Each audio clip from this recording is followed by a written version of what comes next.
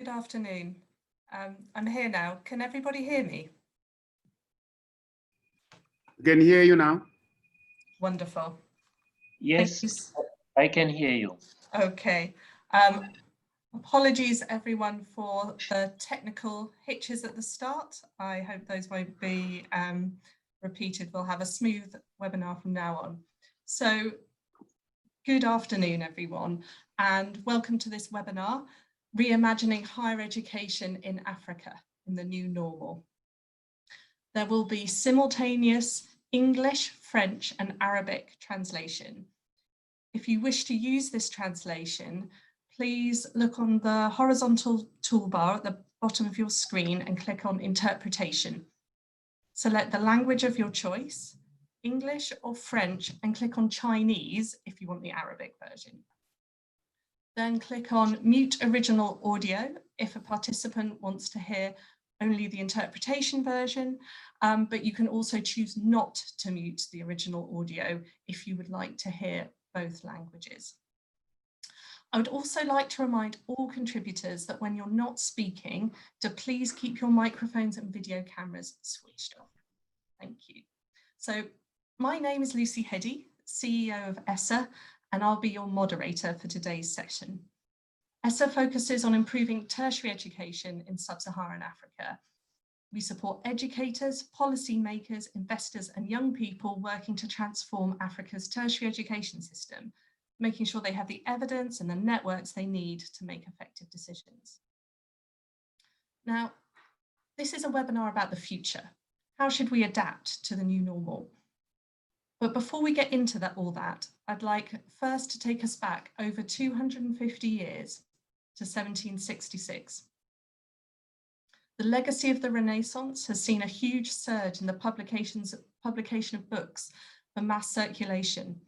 The way people consume information around the world has been transformed. The great literary figure of the age for British life is Samuel Johnson, author of the first dictionary of the English language. And I just wanted to highlight a quote taken from his biography, where he says, "People nowadays have the strange opinion that everything should be taught by lectures. Now, I cannot see that lectures can do much good as reading books from which the lectures are taken. I know nothing that can be best taught by lectures." Fast forward 250 years, and it's taken a global pandemic to force a fundamental rethinking of the university model. The globally pioneering work of the likes of WITS, Ashesi, African Leadership University in experimenting with new ways of delivering tertiary education have gone from being interesting alternatives to critical resources for the rest of the sector. If this teaches us anything, it is that most universities everywhere in the world are slow to innovate and adapt. This applies to business models and governance just as much as it does to pedagogy. But now the sector is being forced to change, and the question is whether we can reimagine higher education in the new normal that will come in the wake of the pandemic. Could something new come before the old structures are reimposed? And so I'm delighted to be bringing you here today to join our 5 panelists in what promises to be a provocative and engaging conversation on a very important topic. We will be hearing from Dr. Albert Yumva, Executive Secretary of ADEA in Côte d'Ivoire, Professor Ayman Mawira, Minister for Higher Education in Harare, Zimbabwe, Professor Adam Habib, Vice Chancellor at WITS in South Africa, Dr. Halil Thunder, Education Practice Manager at the World Bank in Washington, and last but not least, Professor Tanko Mohamedou, President and CEO of the Bridging Foundation in Belgium.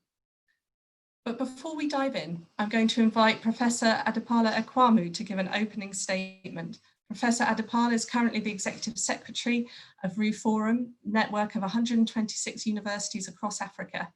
And during this period, he's worked with the network of universities to train over 2,000 masters and more than 500 PhD students from across Africa, and made RU Forum a leading voice for higher education in Africa. Over to you, Professor Adepola.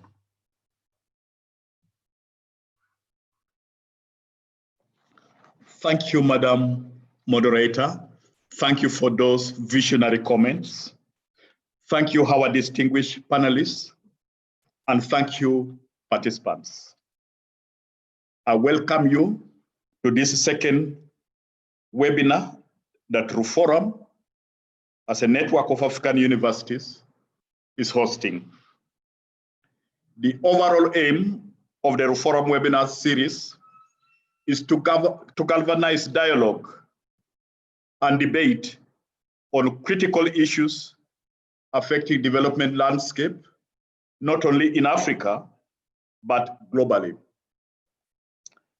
Globally today, the biggest challenge is the COVID-19 pandemic and its impact on all facets of life. But Africa as a continent is also facing other challenges, especially the invasion by the desert locusts in Eastern Africa, the Middle East, and the dryland savannas in Africa, and the devastating impact of the floods that is affecting most of Eastern and Southern Africa. And these have grossly worsened the food and nutritional security in the continent. So the question then is, as mentioned by Lucy, how do we respond to these challenges? What measures do we need to put in place to mitigate the impacts, and how best to position our institutions to build resilience, to cope with future such challenges, and indeed technology advances? Allow me to echo the comment by our moderator that the COVID-19 pandemic has posed a major divide in the education sector in Africa. Consequently, being a network of universities with a focus to developing responsive capacities and interventions to improve livelihood in South Africa, we have designed 12 webinars that reflect on various facets of education, health, agriculture, and food and nutritional security. During the first webinar on 10th June 2020, we listened to 4 leaders from Africa and Europe who shared their experience on how their universities have been affected by the COVID-19 pandemic and how they are responding to the challenges posed by the pandemic. It was extremely beautiful to hear perspectives from both within and outside your continent, and to learn about the opportunities for regional and international collaborations. For today's webinar, we have invited 5 experts from development practice so that they share their perspectives and recommendations on what universities need to do to reposition themselves in light of the aftermath of the COVID-19 pandemic and the changing landscape of education. Subsequently, we shall hear from policymakers and students. Let me end by thanking our moderator and the panelists for today, and also you participants. We greatly appreciate your participation, and I also take this opportunity to invite you to join us on 3rd of July, when we will be focusing on health issues related to COVID-19 and other health pandemics affecting Africa and other parts of the world. Thank you very much, Madam Moderator. Thank you very much, panelists, for honoring our invitation. Thank you, participants, for joining us in this webinar. Thank you. Thank you so much, Professor. As we now move into the presentations from the speakers, I'd like to encourage all of you joining here today to submit questions for an active question and answer session after the presentations. And so here's one of the great advantages of running a meeting online rather than in real life. If we were all in the same room together, we would have to be polite and remember the questions that come to us while the panelists were speaking. But on a Zoom meeting like this, we don't need to have such good manners. And I'm going to ask anyone in the audience who has a question or comment to type it into the Q&A box as we go along. The Q&A can be found at the bottom of your screen in the toolbar. And remember, please don't forget to be specific about which panelist you are asking the question to. Panelists, you will also be able to see the questions as they come through. So when you're not speaking, you will be able to see what questions you're being asked. I'd like to remind you all once again that there is a simultaneous translation available in English, Arabic and French, and you can access these translations through the toolbar at the bottom of your screen. Just remember to click on the Chinese option if you want the Arabic translation. And panelists, I will ask you to please speak nice and slowly to help the translators do their job. And so now we will move to our first presenter. I'm delighted to introduce to you Dr. Albert Nsengiyumva, pronounced it correctly that time, who is serving as the Executive Secretary for the Association for the Development of Education in Africa. He is a former member of the cabinet in the Rwandan government, and he served as a Minister for Infrastructure, Minister of State in charge of technical and vocational education and training in the Ministry of Education.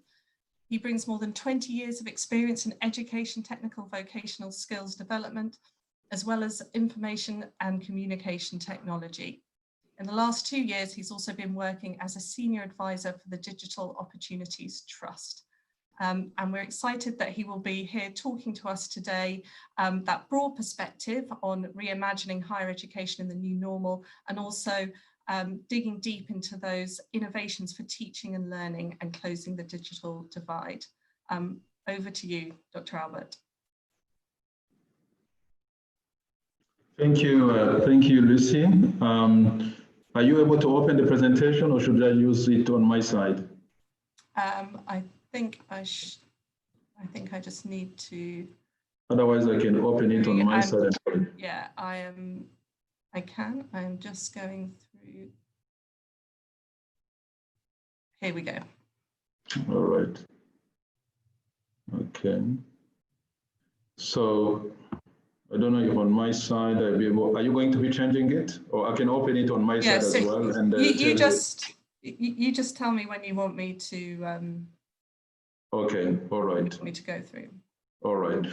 So first of all, let me thank Ruforum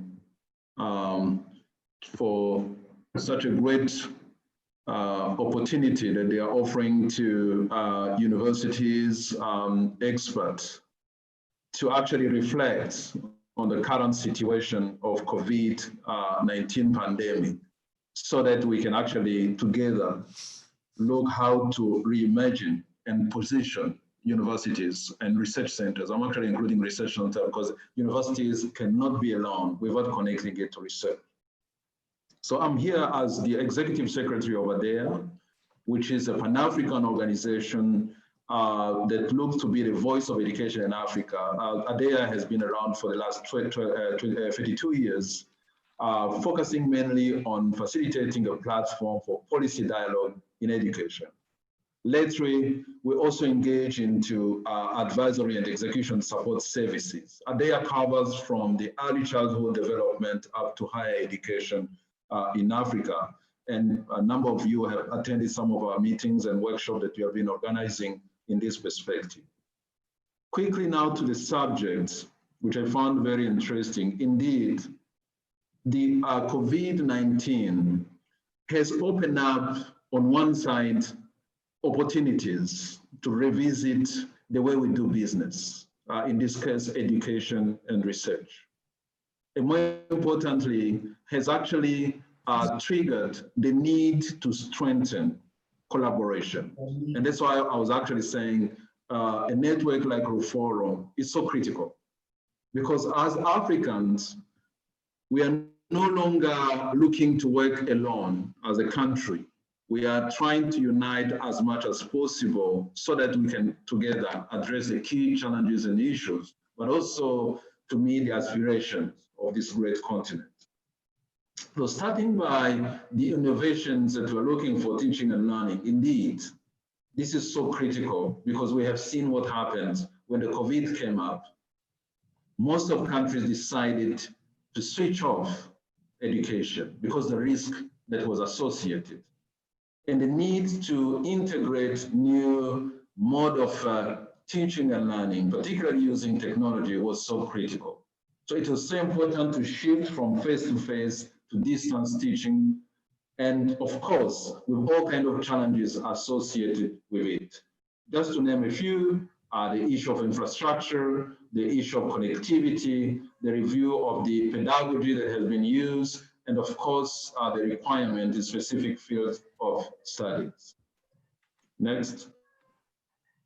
Of course, resourcing higher education institutions in this perspective, there's definitely a need to make sure that heavy investment in e-learning platform and ICT tools are definitely needed because we know that particularly in education and academics, resources are really limited. And there's a need to rethink refinancing of higher education. But before we reach that stage, I think we also need to consider universities as in a way that the business model can create more opportunities, particularly the return on investment, not just the development side, but also a business side of universities. I think the current situation can clearly show that universities are still have opportunities to engage again and to provide appropriate responses to countries' development challenges. So sustained ongoing investment in higher education and research center is vital to address countries' development challenges and priorities. And government and ministries, together with other stakeholders, having a role to play in this perspective. Of course, as we look at innovation, for engaged university, redefining university community, private sector, and so on are so critical. For the large majority of higher education, of course, COVID-19 impacted their community engagement initiative. At a bit less than half of them, the impact was positive. But at the same time, the crisis increased higher education involvement in community engagement, whereas at a bit less than 1/3, the impact was negative. It decreased higher education engagement as well. Now the question is, how do we identify immediate and long-term opportunities for university to respond to disruptions in education system and institution? As you all know, the Africa region has the highest percentage of campus closed because of the COVID. And therefore, this requires strengthening the networks of higher learning institution research centers are needed during and the post-COVID in order to tackle issues related to equity, of course, the quality, relevance, and more importantly also, to come up with innovative solutions. We have seen during this COVID, number of young people have come up with technological innovative solutions to support education from all levels of education. Universities have come up with different solutions and contributed substantially to come up with solutions as well. I think we need to see how we sustain this process beyond the current situation. Now, to pick a few as we move forward, I strongly believe we need to consolidate existing networks of higher education and research centers to make them responsive to the country's regional and continental needs and aspirations. This is so important. We need to create new business models and financing options. I think that was equally important. In addition to that, I also believe we need to go back into the planning exercise, strengthening planning of universities undergoing activities, particularly looking at the future, bearing in mind the current situations. And the SWOT analysis is always important. So in terms of looking at where we are and where we are heading to. And importantly, how do we make sure that there are measures that are taken so that if we find ourselves in a similar situation, we are well prepared in advance. That is going to be very critical as we move forward. The strengthening of capacity in higher education and networks in planning and homegrown solution, including setting up early warning system to mitigate the risk associated with global or regional issues, is equally important.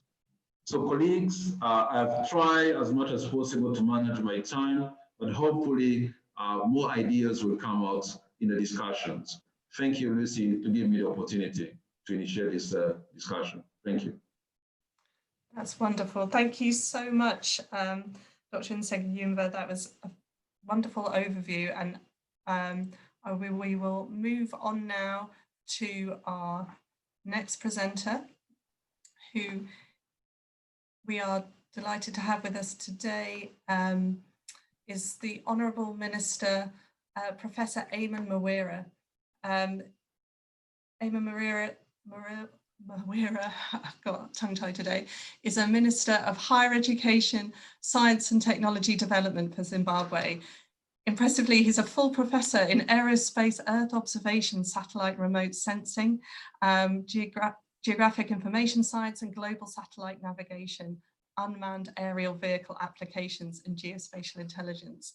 His Excellency has also been a board member in key institutions in higher education and is a fellow of the Zimbabwe Academy of Sciences, the Survey Institute for Zimbabwe, and the African Association of Remote Sensing of the Environment. So incredibly well placed to give us a high level view of what's going on down in the ground. Again, we are excited for the professor to talk to us about the broad issue of reimagining the new normal, but also to specifically focus in on this issue of higher education institutions, how they're set up and their financing in this crisis. Over to you, Professor. Thank you very much, Prof. Lucy. I hope I'm very clear. Can you hear me? We can hear you. We can hear very you. Very good. Thank you. COVID-19 actually has made us recalibrate education or higher education as we know it. I will look at it in two ways. One, in Africa, COVID-19 has made us to ask the purpose of higher education in the first place, number one. Number two, it has also made us look at the way it is delivered. And I really like the way you started with when you said lectures, the only way to give it. So one is the higher education itself. What is it? What is its purpose? Why do we need it? In what way do we need it? In what way should it contribute to our society? Number two, how do we access it? How do we make it accessible during a pandemic?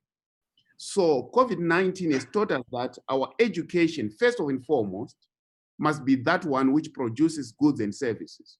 In other words, education must be used as a weapon to confront and fight poverty and other problems, rather than a way to escape poverty.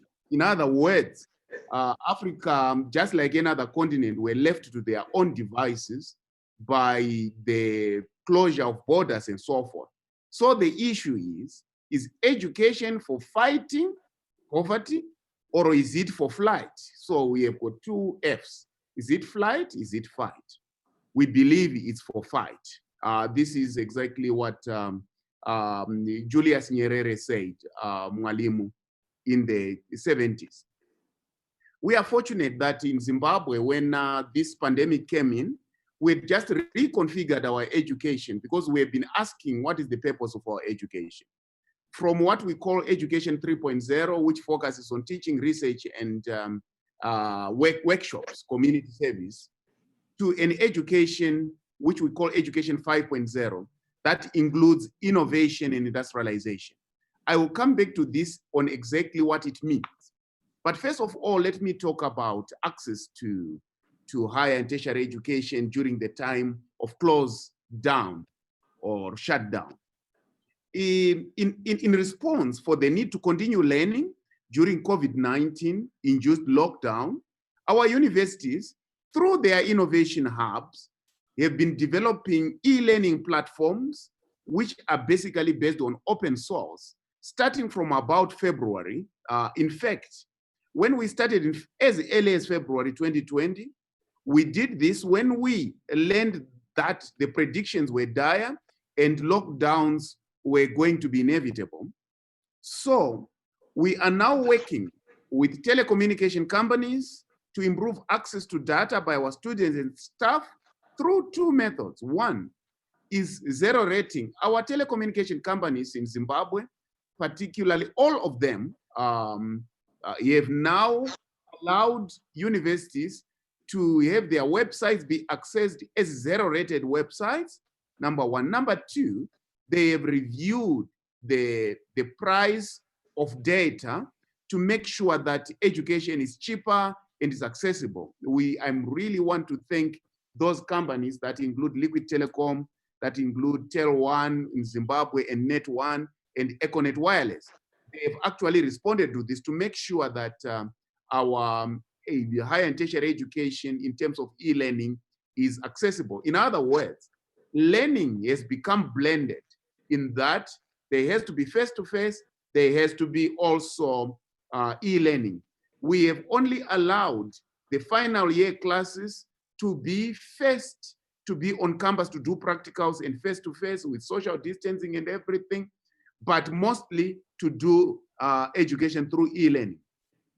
So in terms of resourcing, government of Zimbabwe has allocated resources on e-learning in order to make sure that we only had one open university, Zimbabwe Open University, which is basically based on e-learning. Otherwise, all the other universities were face-to-face conventional.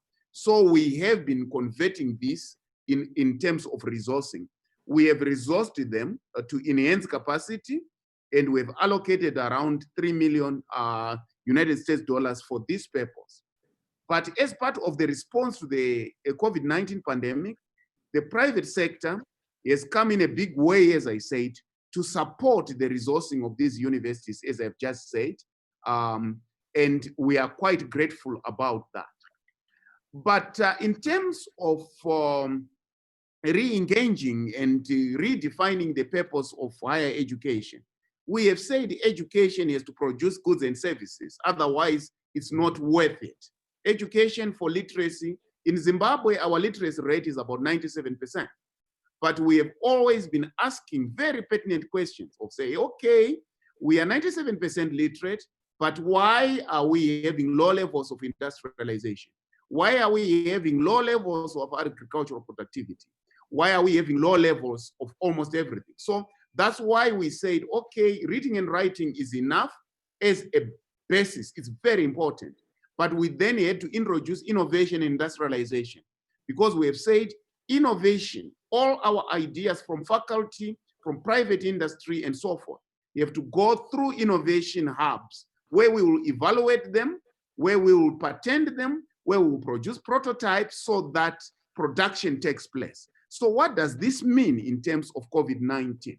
Our innovation hubs came in handy because we had to have sanitizers, protective clothing, ventilators, and so forth and so on. So our innovation hub began to manufacture, to produce prototypes of sanitizers, as well as also prototypes of ventilators. So what we have done is, in terms of protective clothing and the sanitizers, our universities are the main ones in their industrial parks who are providing most of this. To date, we have produced nearly 1 million liters in our industrial parks of our universities of sanitizers, and we have produced d'alcool more than a quarter of plus d'un quart the requirements of our des exigences. Excuse me, I'm sorry to interrupt. Could please all panelists, while they're not speaking, keep their microphones on mute? Sorry to interrupt. Please go ahead, Professor. No problem at all. Thank you. So far, what we have done in terms of the purpose of education, as I say, our universities are the major contributor to the provision of sanitizers in this country in terms of response. And I've said we have produced nearly 1 million liters at this moment of alcohol-based sanitizers, which basically is, these are the fruits of our Education 5.0 design, which talks about innovation and industrialization. And on their own, together working, the universities have produced, in terms of the goods that they have produced, they are worth about $6 million US. That is within the universities themselves, that they have been provided a chance to market and also to pocket as in terms of engagement with society. So this is very important to me to say our Education 5.0 through industrialization and innovation has actually been used to fight COVID-19, and we are happy about that. But we have also asked ourselves. 1 more minute, Professor. Yes, sure. Sorry, go ahead. Just one more minute. Thank you. Should I wait? Oh, no, sorry. I was just saying you have 1 minute left. No, that's all right. All right. I'm finishing actually. We have also looked at our health education, because one of the things in terms of configuration that we have been having in Africa, or in Zimbabwe in particular, has been that we have been importing medicines, we have been importing equipment, we have been importing a lot of things except of clinical personnel. So what this basically means is that we had to relook at our biomedical engineering capability, pharmaceutical engineering capability, and so forth. So we have now reduced our, or expanded our health sciences to include biomedical engineering, biopharmaceutical engineering, health strategy, in addition to being clinical, but we have also added science. So at the end of the day, the way we are going to deliver our higher and tertiary education is going to be blended. The way we value our higher education has to change so that it becomes the provider of industry rather than just the provider of workers to that industry. So our universities are going to be involved in design and delivery in their systems of delivery. So what we are basically now saying in conclusion is that we have successfully moved from an education for literacy to an education for innovation industrialization, for the provision of goods and services. So education is not for flight anymore. Education is for fighting poverty. I thank you. Thank you so much, Professor Moreira. A great rallying call for us all to fight. I will now move on to our next panelist, Professor Adam Habib. Professor Habib is an academic, a researcher, an activist, and administrator, and renowned political commentator and columnist. He's currently the Vice Chancellor and Principal of WITS, and he's also Chair of Universities South Africa. Has over 30 years of academic research and administration expertise spanning 5 universities and multiple local and international institutions, boards and task teams. His professional involvement in institutions has always been defined by 3 distinct engagements: the contest of ideas, their translation into actionable initiatives, and the building of institutions. And we're so excited to have Adam here today to bring all of that expertise to bear on this question of reimagining the new normal in higher education, and speaking to some of his specific experience of managing WITS through this crisis. Over to you, Adam.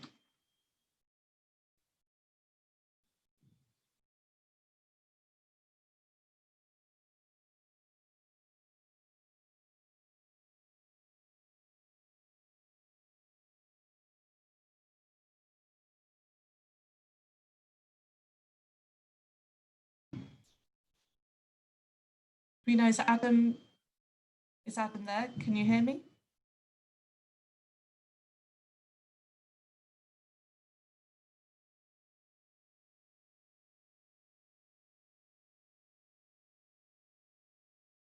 Hello? I think it's not there. Maybe you can move to the next one. Okay, yes. So let's hope he joins us soon, in which case I will move on to introducing our next, apologies, our next panelist, who's Dr. Halil Thunder from the World Bank. Dr. Thunder is a lead education specialist at the World Bank, and he is currently leading the bank's operational and analytical work on tertiary education in Pakistan and skills development in Sri Lanka. Previously, he managed the bank's operational and analytical work on education in Azerbaijan, Ethiopia, and Nigeria. He's published numerous journal articles and book chapters on education, finance, productivity, and quality improvement issues. Dr. Thunder obtained a PhD from the University of Minnesota in education with a concentration on the economics of education. And so we're hoping with that experience, Dr. Thunder is going to be able to talk to us about those immediate and long-term opportunities for universities, and also to highlight World Bank initiatives for higher education in Africa. Over to you, Dr. Thunder. Thanks so much, Lucy. Good afternoon, all. You can hear me, right, Lucy? Yes. Thanks so much again. I'm delighted to be here this morning in Washington. This is very important event to discuss higher education in the region, in the Africa region. You have my presentation, right, Lucy? I do. I'm just that would be great. Getting it up. Thank you. Just to start, I'm currently managing the World Bank's education portfolio on the West and Southern African countries, which includes also our regional programs and higher education programs, both analytical and operational work we do have. So next slide. The region already, as you know, I just heard the summary, the discussion, region already started with very low level of enrollment compared to other regions. It's less than 10% of the college age youth, they can attend any higher education institution in the region. And then obviously there are wide range of variations across the region, depending on the country. And then at the same time, before this pandemic hit the region, the quality and relevance of higher education was a major challenge. Across the region, there are some differences depending on the countries, of course, but I think the region started really with the low base in terms of access, in terms of the quality and relevance tertiary education. Next slide, please. The challenge, the pandemic, as we see, it had a major impact on higher education or education institutions, but also in higher education institutions. We heard some of them this morning. In terms of the universities, the teaching and learning affected in the short run. Then we heard they are trying to access or implement the remote learning, access to learning platforms. But at the same time, many universities across the region, there are some variations among countries, low levels of connectivity, access to data, with digital skills to deliver online content. Lack of platforms, devices, and obstacles, I guess, especially for higher education institutions. And then in the short run, the impact is also on research. There are sufficient funds available for research. which is affecting many of the higher education institutions. And then, of course, day to day, many universities, institutions also how to respond in terms of to manage the exams, the graduation, admission. So these are the challenges many of the institutions are facing.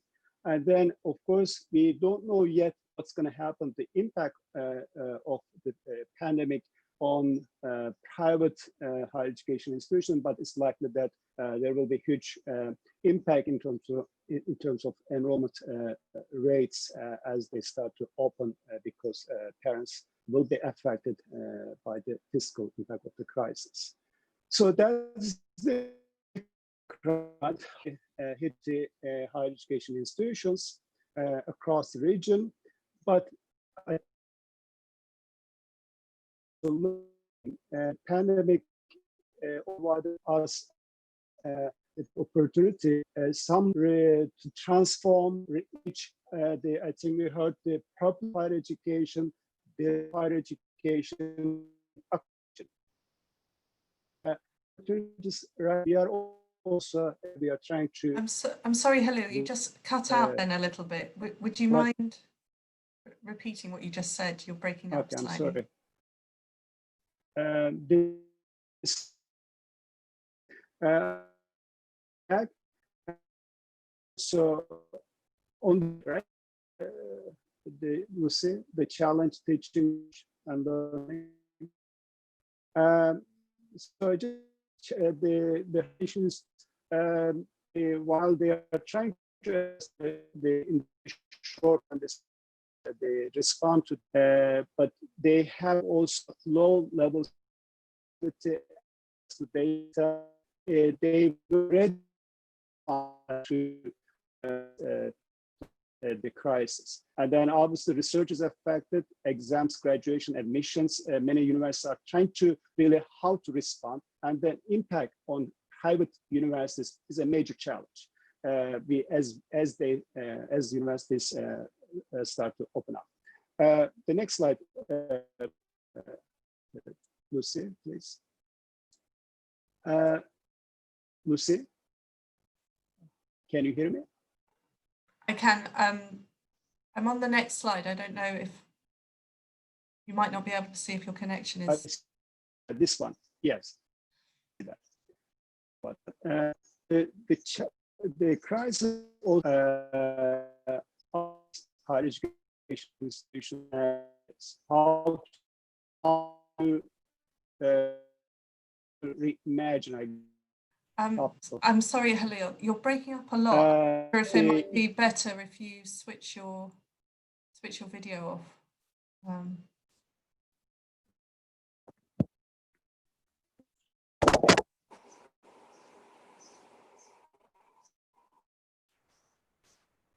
Can you hear me? Yes, that's better. Lucy? Yes. Actually, challenge the connectivity. Then think about this higher education institutions, how across the region they will be able to provide teaching learning. So the crisis also provided us, as I said, some opportunities, I think, to think about higher education institutions, how they can be ready and respond. So today, universities, they have incentives to invest in more e-learning platforms, remote learning, and then also try to access some of the marginalized the groups. I think we heard some of them, virtual universities, e-learning platforms, then the use of digital technology in teaching, learning, in the management. But also we are learning whether higher education systems right now, they are able to produce the technical stuff with digital skills. And many of the institutions are across the region, they're not able to yet produce some of the core professions needed for digital the economy, digital skills to provide the more remote learning. Then at the same time, whether higher education institutions are able to produce some of the professionals like in the healthcare. There are some good examples, but maybe I'm looking at across the region, sub-Saharan Africa. At the same time, to what extent research can be more relevant to this type of crisis, for example, to better understand, track, and fight COVID-19 type of the pandemic, the viruses, and so on across the region, so that the universities, they can respond. There are good examples, but at the same time, we are looking at the whole region. So these are opportunities higher education institutions have right now to transform, to reimagine, image the new types of delivery based on, I think you heard from the professor earlier, the purpose and delivery. I think this is really the time to think about. Next slide, Lucy. Lucy, yeah. How do we approach at the World Bank? So there are what we in our education programs, in basic education, secondary education, also in higher education. There are 3 R's approach. In the short run, obviously, many of the higher education institutions are trying to respond the crisis, the relief period, needs assessment, they provide quick remote learning, and they build the capacities of institutions to provide teaching learning in the short run. This is what we are going through right now. Then obviously the universities need to be ready, recovery period. They need to come, they need to open, and then the students need to go back to universities, but they need to have the secure and healthy environment when they come back. Then in this, again, during the recovery period, the challenge will be how to maintain some minimum financing, given the impact of this pandemic on the fiscal crisis many countries will be facing. How to finance higher education institutions to ensure that the minimum quality of education can be provided. But this is I think the third phase is the more what we call resilience. How to transform higher education institutions really to be better prepared. I think this is related to purpose and the delivery methods. One lesson we are learning, higher education institutions, to what extent they were ready and they were able to produce the relevant skills. So I think this whole digital economy, digital skills now we are learning, it can be quite effective to provide support, not just for higher education, by the way, but also for even the delivery of basic and secondary education. Many countries, because of the connectivity, because of the lack of the skills and research and so on, they are not also able to even provide the quality primary and secondary education because they don't have the trained skilled people. So from our side, what we are trying to do right now, how we can work with countries to help higher education system to improve overall the quality of higher education, but also for future more digital skills, digital technology, so that they will be able to respond to the needs of for each country. And then help also on more public-private partnership to ensure that higher education institutions are more affordable for many youth coming from poorer backgrounds. And we have been working across, this is not just higher education issue, but also this is more broader digital economy issue, the whole connectivity, how we can work with telecoms or with private sector to ensure that higher education institutions also have the connectivity to address possible future learning crisis. And then the work with higher education institutions, ministries of education or higher education, strengthen the capacities of higher education institutions in terms of the data collection using the more the digital technology. Then work with higher education institutions, the systems to strengthen the regulatory system. Sorry, if I could ask you to start wrapping up now. I'm sorry, Lucy. Sorry, if you could start wrapping up now. Oh yeah, sure. The next slide. Thank you. This is the how we see the bank. As you may know, we work with the governments across the region. Right now, we have over $1.4 billion program, both regional programs. I'm sure you have heard about the Africa Center of Excellence programs, providing support in many institutions, but also national programs working closely with the Minister of Education or Minister of Higher Education to strengthen the quality relevance of higher education programs. Next slide.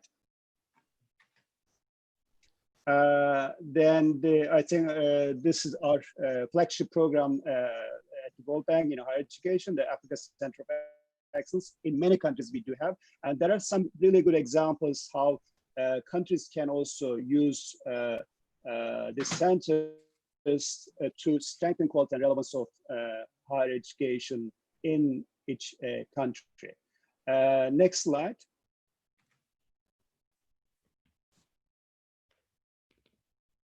The last point, this is related to maybe reform too. The bank has been working with many partner countries to facilitate a partnership in higher education, what we call PASET, Partnership for Skills and Applied Sciences and Engineering and Technology. We have been providing, we help to establish this regional scholarship fund. We have been providing technical support and knowledge exchange programs across the region. So this, some of these initiatives hopefully will help countries to improve the quality and relevance of higher education to respond to such crises. Over to you. Thanks so much again. This is really a pleasure to be here this morning. Thank you, Lucy. And thank you so much, Dr. Thunder. That was a great overview of what's happening across the region and the World Bank's contribution to that. I see we have Professor Habib now with us. Welcome, Professor. If you don't mind, I have already introduced you in your absence. I'm sorry, I thought it was 3 o'clock, wasn't it? It happens to the best of us. I think it's my diary says 3 East o'clock, African so time. my apologies. No problem at all. But just to remind everyone online that Professor Habib, academic, researcher, activist, Vice Chancellor of Wits University, he enjoys the contest of ideas, the translation into actionable initiatives, and the building of institutions. And we're excited that he's with us today to bring the benefit of his experience spanning 30 years of research and administration across 5 universities. And to talk to us a bit about, to bring his experience from across that time, but then also specifically what's happening in WITS at the moment, this time of crisis, and where he sees that going in the new normal. Over to you, Dr. Habib.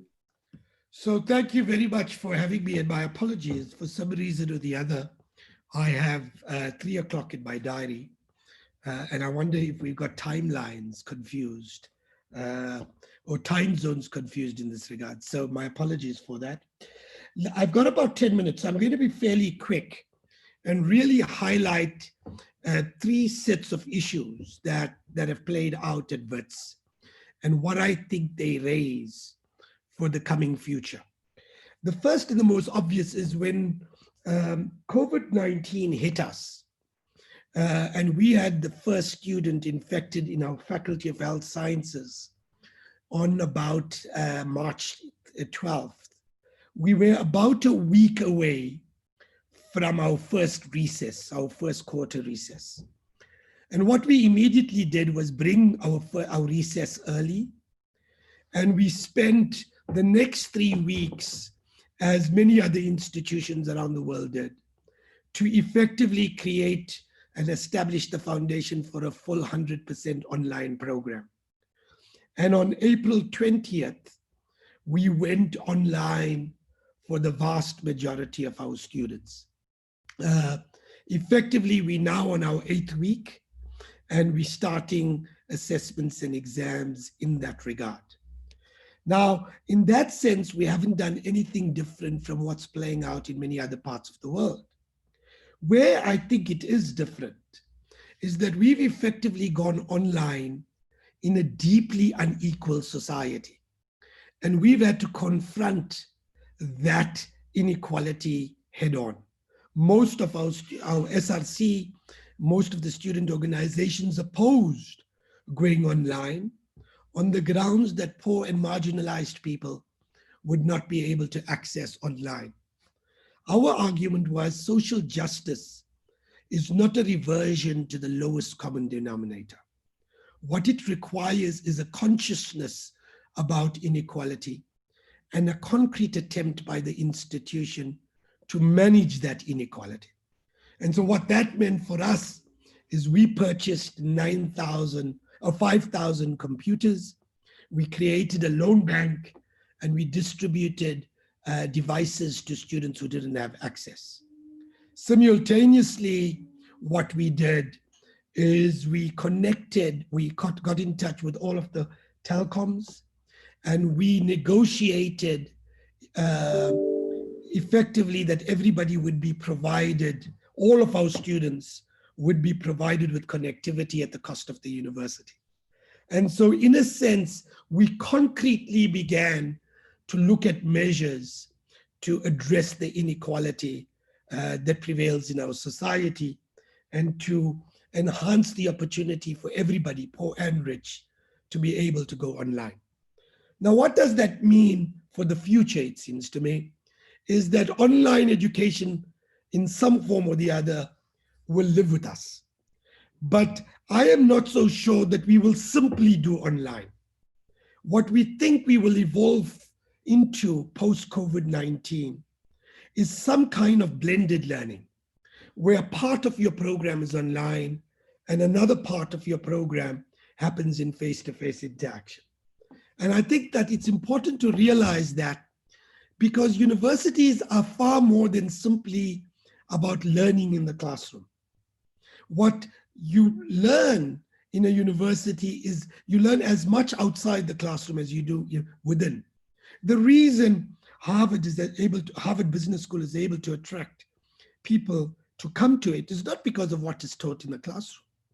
It's about the connections that are made. And those connections, those communities, those networks are effectively made in face-to-face interactions. And so in a sense, what I think we're imagining is a move to blended learning, where part of your program is online, part of it is face-to-face, and we need to move seamlessly between the two. What I am worried about, I might add, is that we don't do in this new online digital world reproduce the inequality where you get poor people to get online and rich people to get face-to-face, because that will deepen the inequality divides and aggravate the challenges that prevail in our world. So that's the first fundamental shift, it seems to me, that's going to play out. The second is, I think what this pandemic has brought to the fore is that all of our challenges are global. Whether it's climate change, or whether it's public health like this pandemic, or whether it's renewable energy, or whether it's inequality, or whether it's social and political polarization. And if we're going to address those challenges of our world, then it seems to me that it's absolutely incumbent that we understand you're going to need two things for it.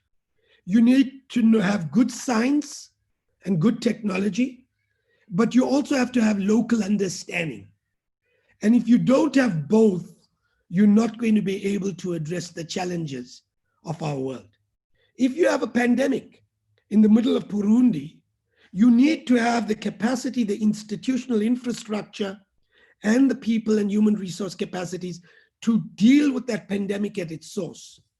And if you don't deal with it at its source, the consequences will be there for the rest of the world, because all you need is one person to get on a plane and land somewhere else. And then this thing goes global, like we've seen with COVID-19. Now, what does that pose for higher education? Well, what it poses is, however good you are, you can't train the leadership and the professionals of the world by flying them to London or New York or Beijing. What you need is to create a network of institutions globally, a network of learning institutions, a network of other institutions that effectively are able to allow a movement of knowledge between the local and the global. You need professionals to move between that. And you need students with the ability to move to that. What you're moving towards, if you're going to address the global challenges of our time, is joint programs, joint learning initiatives, joint research. And frankly, at this moment, that's not what we have. We're lying to ourselves if we think that that exists. What we need to start thinking through is transforming our notion of global cooperation from attracting talented people in the South and taking them into the North and training them there. What you instead need to do is locate that global collaboration institutionally. You need to create a network of institutions where learning happens. And that means higher education has to change. Because if higher education is going to continue to exist like they've always done, you're never going to address the challenges of our time, the real global challenges of our time. And if we don't address the global challenges of our time, we are not going to survive as a human species in the next 200 to 300 years.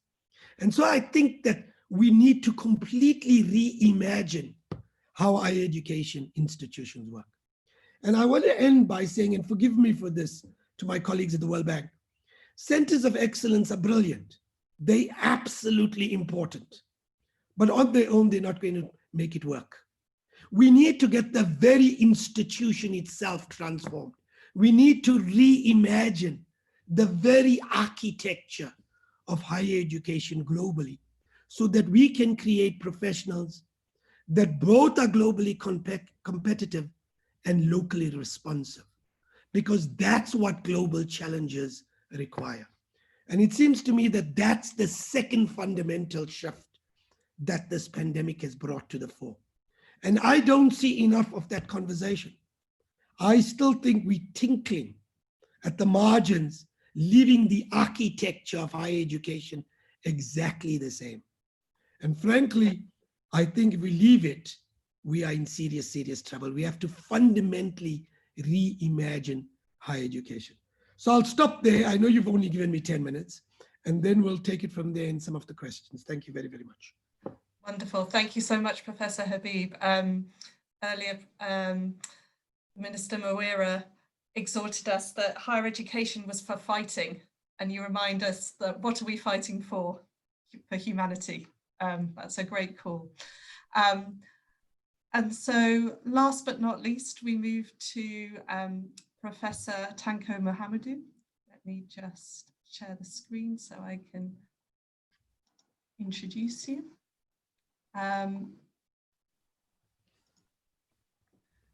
So Professor Mohamedou, who is the President and CEO of the Bridging Foundation in Belgium, an associate professor and researcher at ULB. He's a pragmatic entrepreneur working hard to contribute to the eradication of poverty in emerging and developing countries, strongly believing that dignity will be restored to people in these countries by securing funds, technologies and experts for projects, developing universities and education, and changing our beliefs by implementing applied ethics. We're very excited to have you here today, Professor, to help us think about what we should do differently as universities and what sort of support should universities be seeking from governments, policymakers and development partners. Over to you. Well, thank you so much. Merci beaucoup. I first wanted to, let's say, address my gratitude to RUFORUM, in particular Prof. Adipala, and for all the efforts he's providing. I will also wanted to thank yourself, Professor Lucy Hardy, for moderating, and as well as the panelists. It was a very fruitful contributions, and I'm really happy about what I heard today. And I also wanted to thank all the participants. I have seen that there are several participants, almost 220 people that are connected, which is a very good thing. I will be very short. I will be very short because the COVID-19 is let's say, the impact of COVID-19 in the Bridging Foundation model is very, very low. We are operating in a, let's say, a very wide window frame of the order of 5 years, 10 years, and we're not resolving tactical problems, we are resolving strategic problems. And I'm very happy to hear what I heard today. Starting from let's say the participant or the panelist from Rwanda, he has raised several issues. He has raised also several solutions.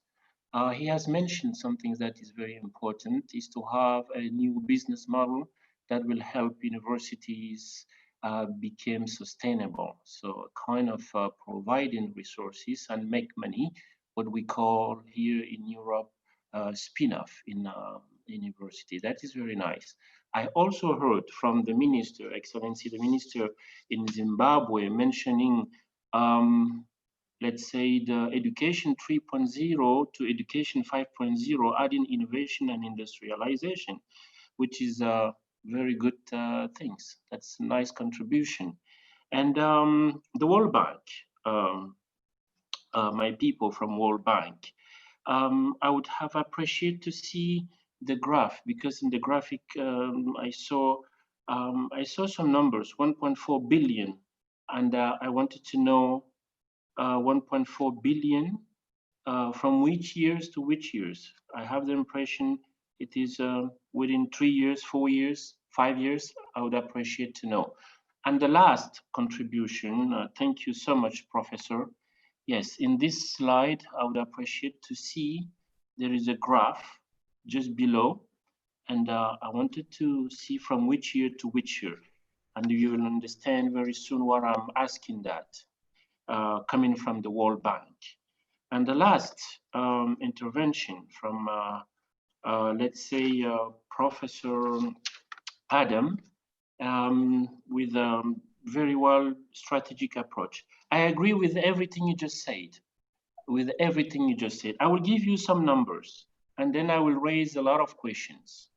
During the pandemic, since the starting of the pandemic, here in Europe, what I can say, what I can see, and you can Google immediately everything I will say, is that since January, we are June today, within the frame of the pandemic, the G20, they made a proposal of 5 trillions, which is 5,000 billion.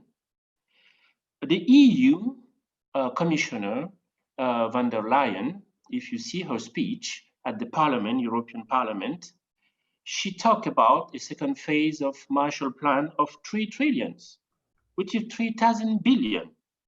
European Central Bank, 750 billions. And France, 850 billions. Deutschland, 1.2 thousand billion. So, and US, more than 3,000 billion. This is what was secured since January. You Google it and you will see it. So EU and US only together, they've raised more than 15 trillions, which means 15,000 billion to resolve the problem of COVID. I would like to know precisely, African country, how are you going to mitigate all this problem without money? How are you going to implement what was said by all the panelists if you don't have resources? Today, the problem in education in Africa, we all know that significant percentage of young people dying in Lampedusa, in the Mediterranean Sea, most of them are graduated. So we will continue at the level of education. I don't say, please don't understand me wrong. I don't say that we shouldn't continue. We have to continue educating people. We have to continue the skill creation. In the Bridging Foundation project, we always work together with the skills creation people. And because we truly believe without the education, Bridging cannot succeed in South African countries. But in addition to education, we have to have industries. Once you've educated young people, how are you going to do in order for them not to leave countries? I have met a lot of young African countries in taxis in Africa, just walking in the street. Some of them, they have a master's degree. Several of them are engineers, but they drive in taxis because there is no industry. Having said that, Bridging Foundation, we truly believe that to be significantly developed, indeed, we need education, but you need a large amount of funds. I'm not talking about funds below $100 million because our colleague from the World Bank, they're doing that. European Investment Bank, they're providing such amount of money. European Commission, they're providing such amount of money. But when it comes to industrializations, So to interrupt, could you wrap up in the next minute or so? Thank you. Yes, I'll finish. When it's come to industrialization, that will, let's say, employ all these young graduate people, we need a large amount of resource, a large amount of money, technologies, and experts. And this is precisely where Bridging Foundation can help. Let's say, very long terms. We have started already. I will conclude by saying that the COVID-19 has a very, very low impact on our operations because we are not tacticians. We're doing a strategy in the medium and long term, 5 to 30 years. Thank you so much. Fantastic. Thank you so much, Professor Mahamadou, and thank you to all of our speakers for providing such thought-provoking presentations. And I can see from all the questions that have been coming through, they've been stimulating the thoughts of everyone here today. So we'll now go for 25 minutes of questions and answers. We've had a lot of questions through on the Q&A already, and we had a few sent through before, but please do keep your questions coming in. If we can go back to Dr. Albert for the first question, which is around, we have first a question here from Dr. Zengeni, who's Dean of the University of Chinhoyi University of Technology in Malawi. So the new normal is going to require small class sizes at institutions of higher learning. How will this be achieved when universities are still enrolling over 300 students per class? Indeed, it is. Thank you, Lucy, and thank you to our colleagues from Malawi. Indeed, that's why I like actually some of the presenters that came after me. They were talking about transformation, and that's very important. I think I totally agree that we need to rethink the way we teach and the way the student actually access the teaching materials, but the teaching itself. It's so important to me. We are living in a world that is now becoming more and more digitalized, and there's no way we can go away with that.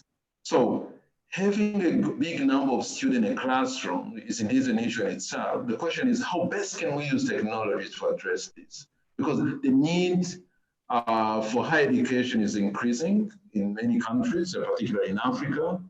And I have seen some solutions coming up in a few countries. I was looking at a model that is happening in Europe that is known as a remote campuses, where they try to organize places where students can attend the courses or access learning without necessarily going to university.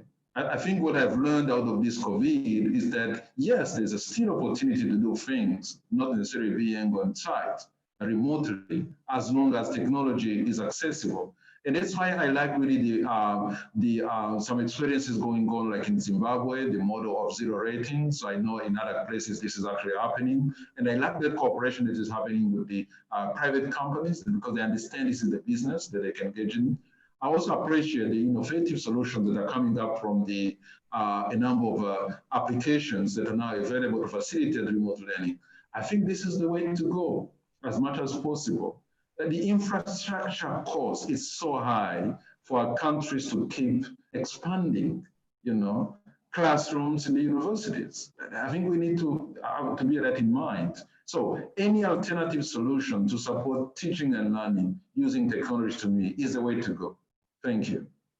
And of course, Lucy, there was also a question on the networks. Indeed, I remember myself, I have been involved in a network known Ubuntu Net Alliance that was facilitating access to connectivity to support collaborative research. And this is what's happening in the eastern and the southern part of Africa. We were even encouraging other part of Africa, working closely with the GIANT, the European Network Research Network. I think let's strengthen those collaboration and let's make them transformative so that they can help to address some of the issues that we're discussing here, including the issue of access to higher education. Thank you. Fantastic, thank you. And I should have said before I went into questions, could all of the panelists put their videos on now so that we can all see you?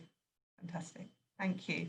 So I'm going to combine a couple of questions now for Professor Mawira about that relationship between the private sector and universities. So from Nelson Ajijo of JKUAT in Kenya wants to know, he would like a bit more detail on how the private sector in Zimbabwe has contributed to blended learning in the universities during the current pandemic. But also to think about how at the moment there are, these education systems are training mostly job seekers rather than job creators. And this is a question from Kayuni Ignatius in Uganda. We have a system that's creating high numbers of unemployed Africans. How can we deal with such situations in the most affected countries? And could these new partnerships with the private sector start to address some of those employment issues? Okay, can I start? Please. Sure. First of all, the private sector is both created by universities or graduates from universities, one, or it's a consumer of their services. So there is a natural relationship between universities and the private sector. Our redesign of our education system in Zimbabwe to focus on teaching, research, community engagement, innovation, and industrialization has made it more organic now, deliberately, to relate with the private sector. In the Innovation Hub, the way we have created our innovation system is such that it is a meeting place for faculty, private persons, as well as industry, for them to co-create and patent things for purposes of industrialization. So when we reconfigured our education, we therefore interested a lot of companies in terms of how we should relate.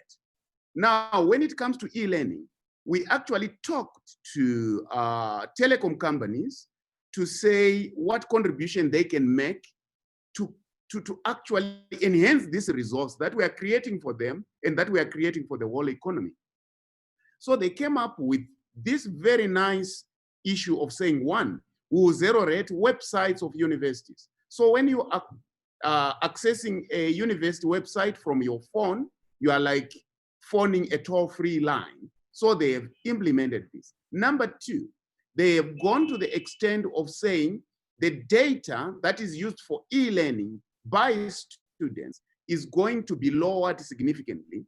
Number three, they are also going to make sure that staff have access to cheaper data. So this is the way we have created this relationship with the private sector, because the way we have reconfigured our education is such that people know that we are not studying for pleasure, we are studying with pleasure, but for the economy. So it's very important that universities are an integral part of the economy. So this joins with the question of job seekers versus job creators. Most universities in Africa are colonial creations. And when they are colonial creations, a colonial system is an economic system. What do we mean? For example, in this country was the last colony of the United Kingdom. And design would be done in the universities in the United Kingdom, and workers would be created in the colonies. It was quite an economic system. It's not about the morality of it or anything. It's about the design of it. The design of it is such that then, here in the colony, people were taught to go and work, but not to design and implement. So you find out that if you continue with the Education 3.0 design, it's designed by default to produce a job seeker. That's why people are migrating. That's why I say education for flight.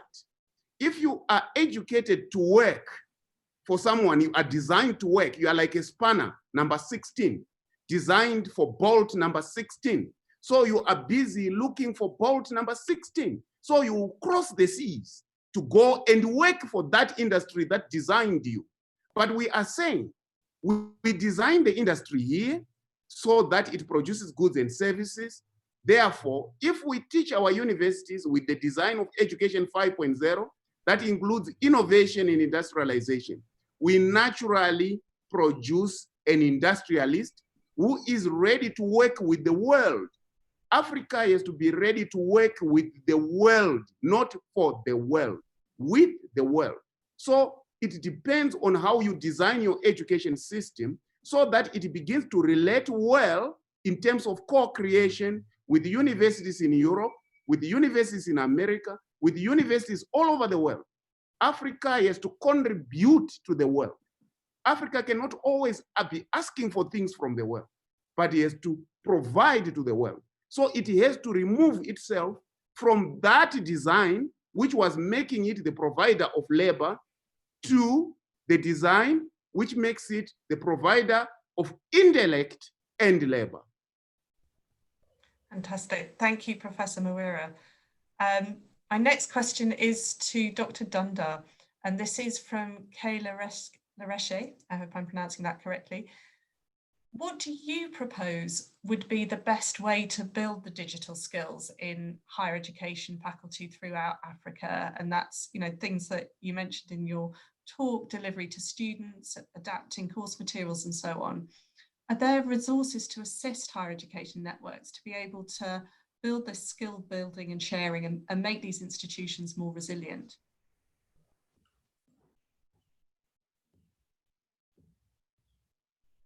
Thanks so much. Professor Habib, good to see you. I haven't. I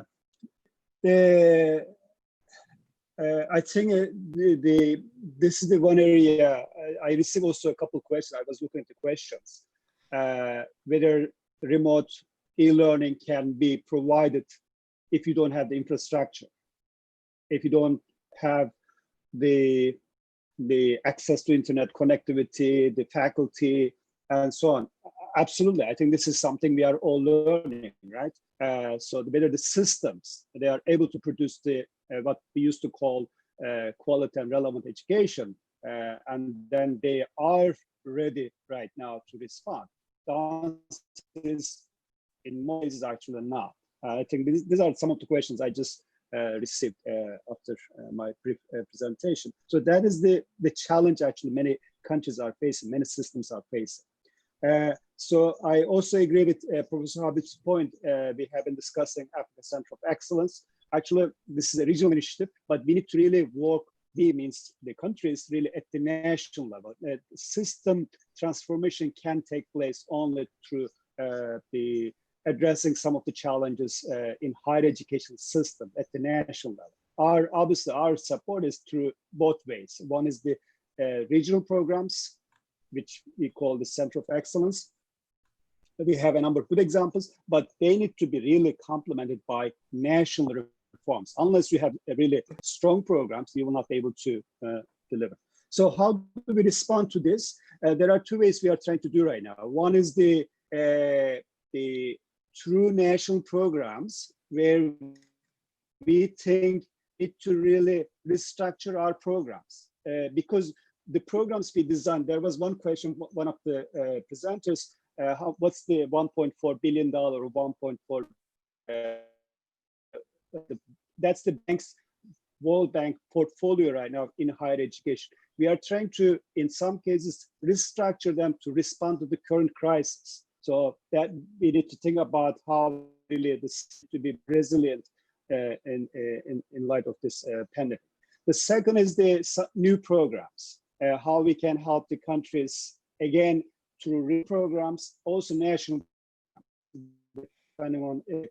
So in the West Africa right now, we just started to discuss advanced digital skills programs to support selected centers of excellence or colleges of engineering to really produce the relevant skills. Obviously, this is in line with the connectivity. We have a number of other programs at the bank to strengthen the connectivity, all digital technology. This is our digital development unit handles. But we come from the education side, how to strengthen college of education, the faculty, the research labs, the strengthen the undergrad,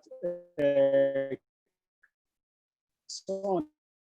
They will be able to some of the relevant skills working across the region. So at the same time, of course, through national programs where we have engaged with countries would be able to help to strengthen the system. So it's really, it's not just one solution, but multiple, because this is really complex, the challenge right now many countries are facing. I think I fully agree with Professor Habib's other point. The future of higher education, we don't want to see this inequality because there will be some, they will have access, some will not have access. The question is, what type of system is to be created? Then this probably is the blend, as we talk about. Then you need to really have the system to respond accordingly.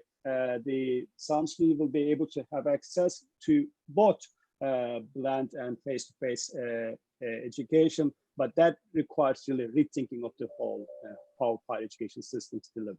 So it's kind of, we are, what I would say in summary, just really, this is, we used to have small programs here and there, but I think this crisis really, we all learn how we can quickly respond because the delivery of education system, the education, both in primary education, secondary education, and also in tertiary education is changing rapidly. So but whether the countries are able to have infrastructure and train faculty, and as a result, they are able to produce the relevant skills. So we are trying to really work with our client countries to respond accordingly. Over to you. Thank you. I'm going to turn now to Professor Habib, perhaps to dig a bit deeper into those issues around equity. So a lot of comments coming and questions coming through the Q&A about the expense of the software and the hardware to get on blended online learning. What are you learning about doing this in a way that promotes equity, doesn't leave people behind? And perhaps you could also talk to this idea of a global network, which there is a lot of excitement about from the people here today. But how would you make sure that that network, as it drives forward, doesn't exacerbate existing inequalities? So thank you very much. I think that I'd like to start with the second question first, if you like. For sure. So let's confront what is the challenge that plays out on the African continent. We've got a major human resource capacity problem. And frankly, we're never going to be able to get growth. We're never going to be able to address any of the global challenges if we both don't build the human resource capacities of the continent as a whole. Now, if we're going to build the human resource capacities as a whole, we need to ensure that institutions like universities are training our young people. And we do know that at the moment we have two challenges. Challenge number one It's too many. We don't have the infrastructure to take sufficient numbers and provide them access to learning. And second is we don't have sufficiently well-trained academics to undertake the training. And that's the first big challenge. Well, it seems to me that we could start addressing that through partnerships. Why is it at the moment the digital capacities that are available today allow, for want of another term, a UCL in London to partner with Makerere in Kampala and run a jointly developed program of learning from everything to engineering to computer science to public health. That's technically possible today. And you would get around both the academic questions and the issue of access if you are able to do that. Why doesn't that happen if the technical capacity exists?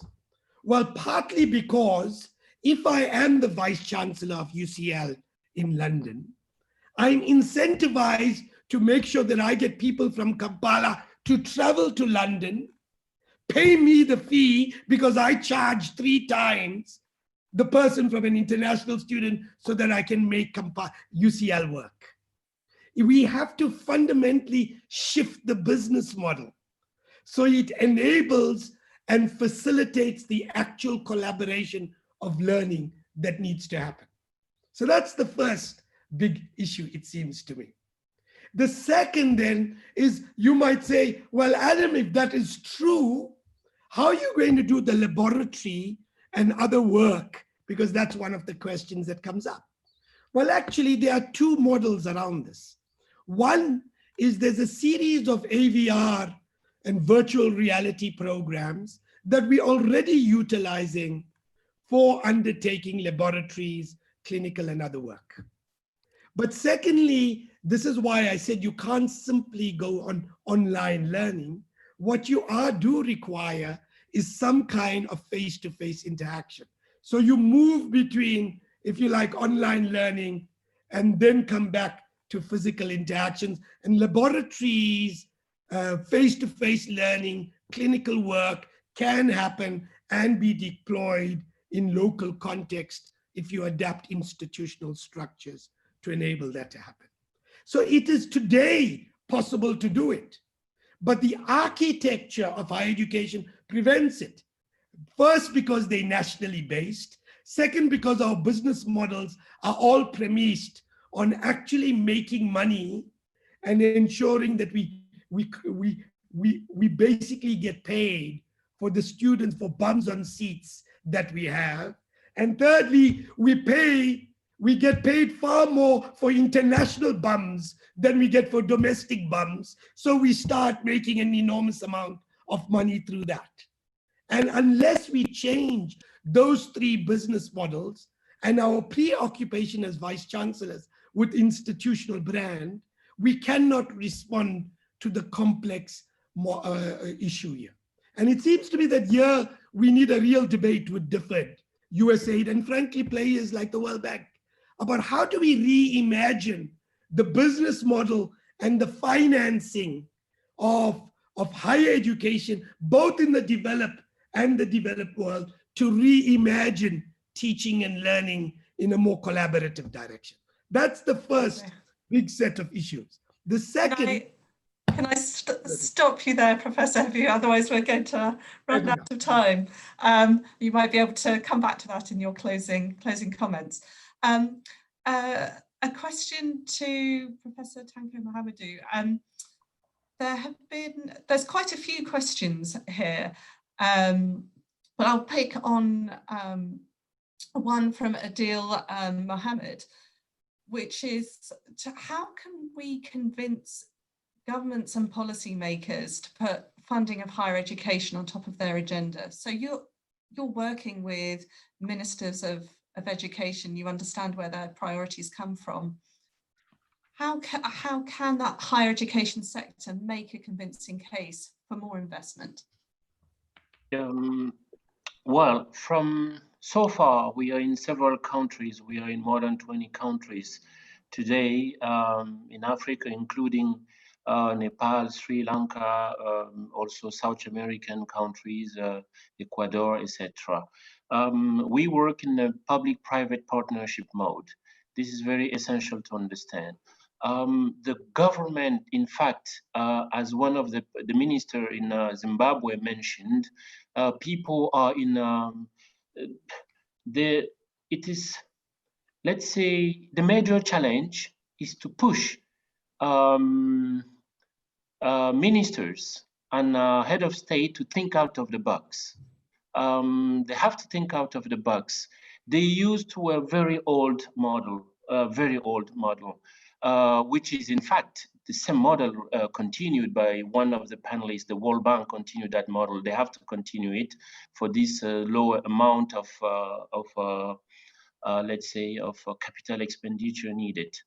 For large infrastructure, everything you've been saying today would not be possible if you don't have infrastructure, industries, etc. It wouldn't be possible. I have been dealing with this issue for the last 25 years, really. From, let's say, institution, European Commission, from European Space Agency, in university here in Europe, this is the challenge. Our leaders, so far, they have an annual budget.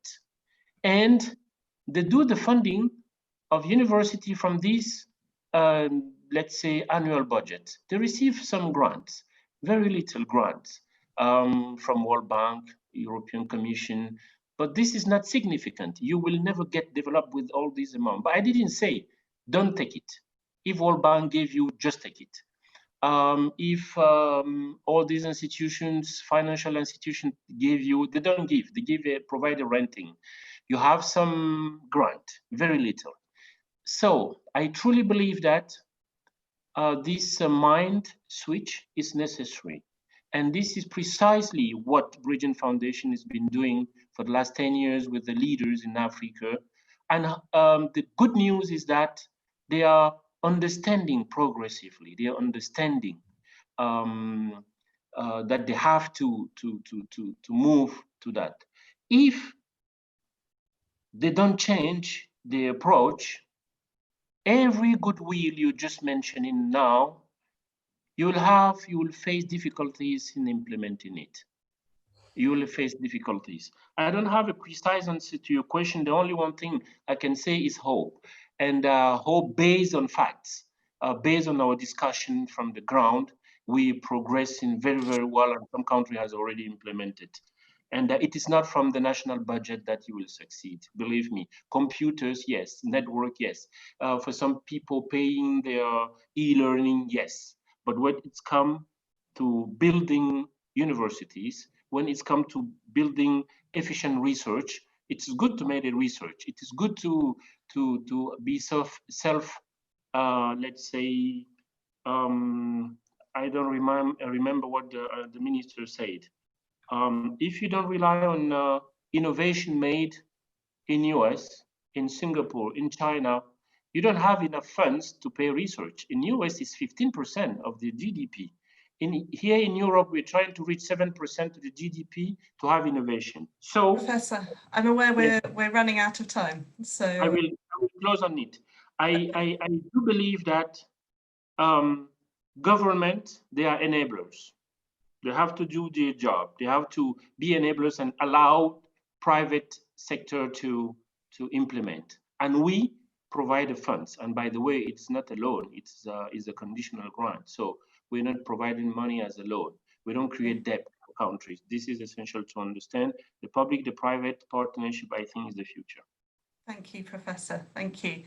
So I'm sorry that we're so tight for time. I had previously told all the panelists that they could get 3 minutes at the end to wrap up their thoughts, but I'm afraid I'm going to have to compress this to 2 minutes. I will go first to Professor Mawira, then to Dr. Albert, Halil, Tanko, and then finish off with Professor Habib. Over to you, Mawira. Thank you very much. I will be very fast, Prof. Lucy. a convincing case for investment in education.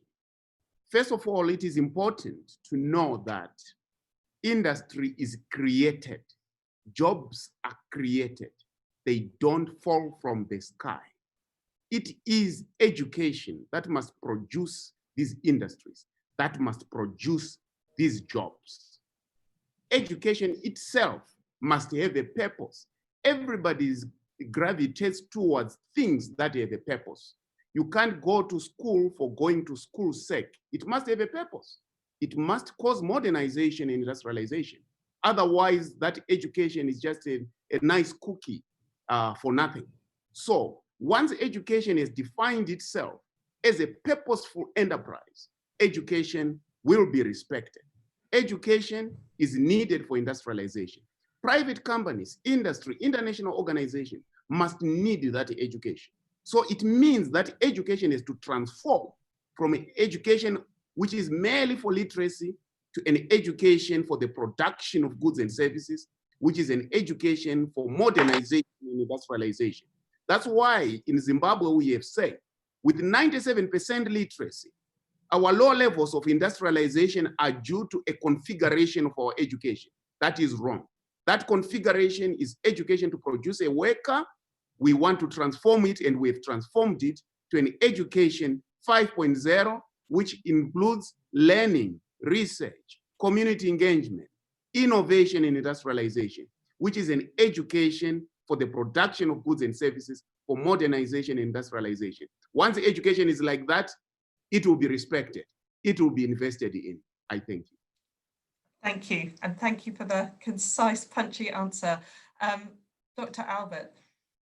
Thank you, Lucy. In 2 minutes, I'm trying to share quickly the takeaway from this discussion, very brief discussion. So number one, I think we need to emphasize the need to transform our universities and research centers. And by transformation, we mean 3 important things. Let's go digital. There's no alternative. We need to align with the changes that we are seeing across the globe. Number 2, the business model. Let's make university produce knowledge. They produce product and services. That's the only way they can sustain, beyond expecting governments or any other donor to support. Let's make sure that we produce something that can allow the universities and research centers to sustain over time. Number 3, let's focus on homegrown solutions. To me, the question is what role universities needs to play within our societies, within our African societies. The problem is therefore number 2, indeed, with the digitalization, there is a potential capacity, as our colleagues was giving examples, to collaborate globally, to learn from others. And therefore, how much a university can actually be able to adapt and adopt new innovative solutions to connect with local issues. Lastly, indeed, I would like to share with you that TADEA right now is involved in a big research across the continent, looking at higher education, so doing an situational analysis at the regional level. The idea is to come up with concrete practices, looking at, for example, our current center of excellences. Are they relevant to the current situation in Africa? Looking at the global or continental strategic framework. Are we addressing it? Because it is clear.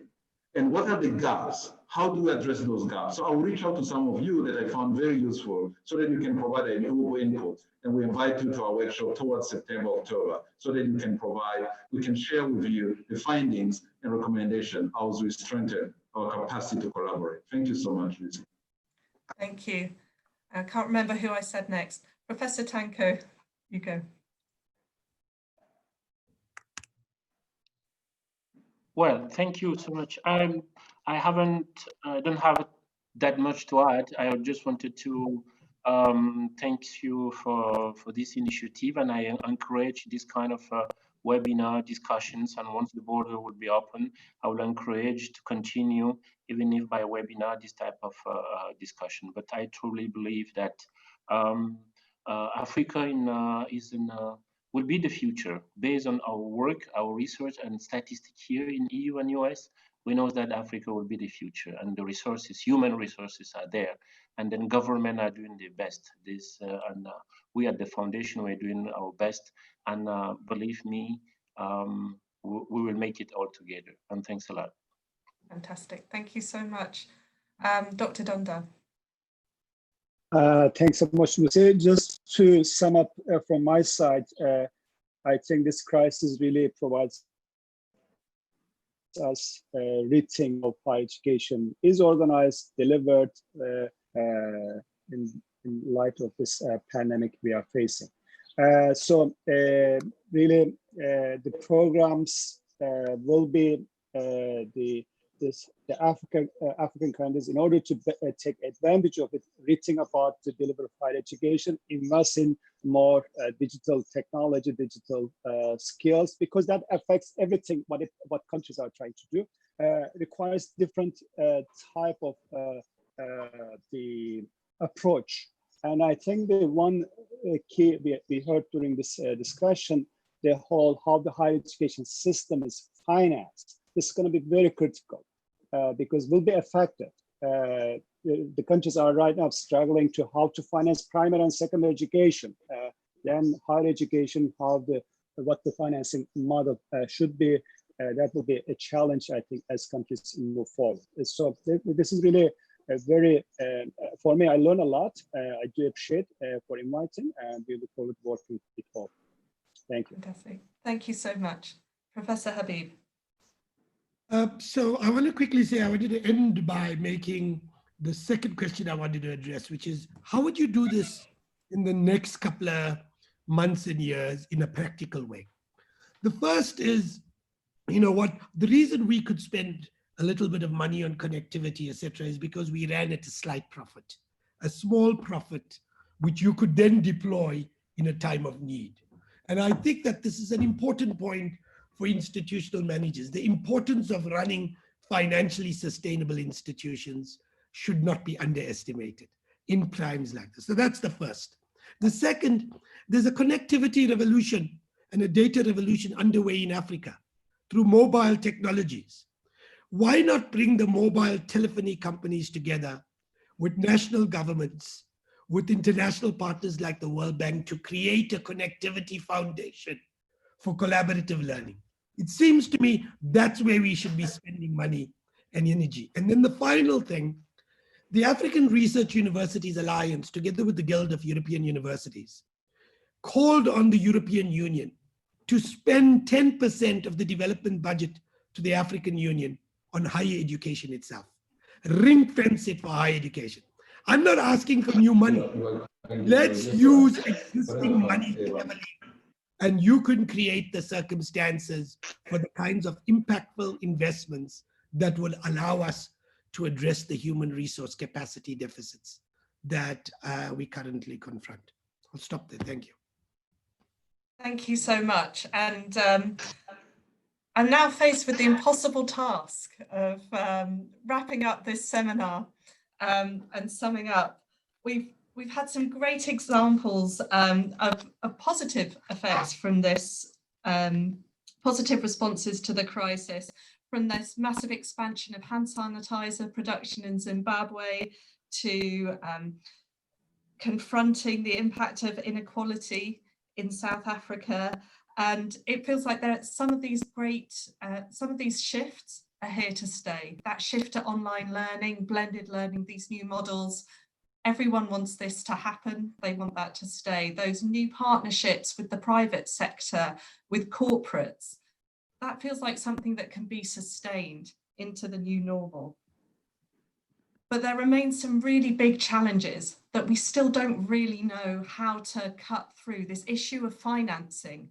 Where does the financing for this come from, for the shift?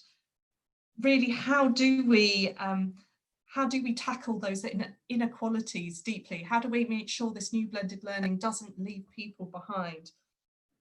And you know, these are global issues, and as we seek to tackle them, we're going to have to rely on our networks to learn from each other. This is probably the biggest real-time experiment the world has ever seen. So make sure that we learn from what is happening. we stay engaged with these networks and come back together.